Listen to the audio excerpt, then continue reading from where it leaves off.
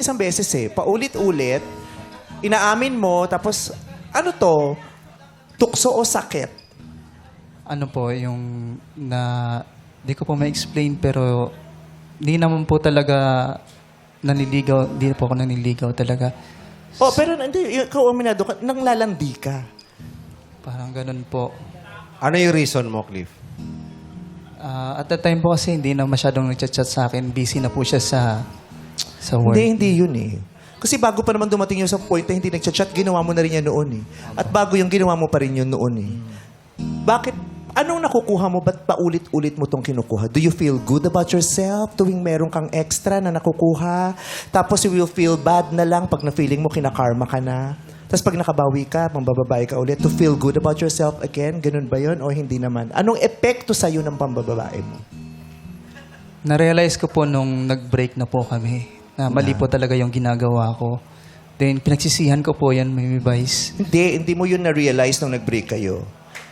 Ever since alam mong mali, kaya ka nga umaamin eh. 'Di ba? Kasi ilang beses kang umamin, tama? Opo. Kaya ka umaamin kasi alam mong mali, 'di ba? May guilt. So noon pa man, alam mo namang mali yan. At saka mga bata pa lang naman tayo, alam naman na nating mali ang cheating.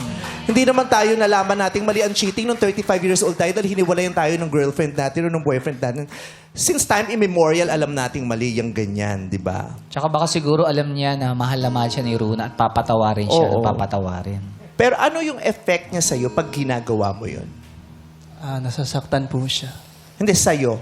Sa akin po, Pag may babae ka, ano yung effect ba sa'yo nito?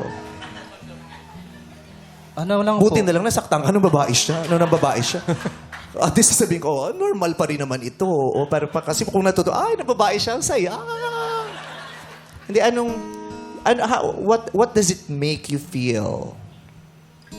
Panandali ang saya ba to? Parang ganun po. Init ng katawan na kailangang maibsan? Yun po. Kung alam ko lang na may iba Magkakalang Mas mabagal na version lang. Universal dance pala yan. So, ayun. It's the init ng katawan. Ano siya eh? Malaking maisisisi natin, malaking bagay yan dun sa ano. Yung katawan, yung hinahanap ng katawan. Kasi ano siya, ang laki ng epekto niya sa utak. Pag naramdaman ng katawan yun, ang laki ng epekto niya sa utak. Nagpapabago siya ng paniniwala. Nagpapadilim siya ng paningin. Nakakalimutan niya yung mga taong totoong mahal mo. Yung ganun. Kasi yun yung pangangailangan ng katawan na ginagamit ng demonyo kasi dun ka mahina. Kasi pag nandun ka sa puntong yun, ang sarap nun eh. Panandali ang saya.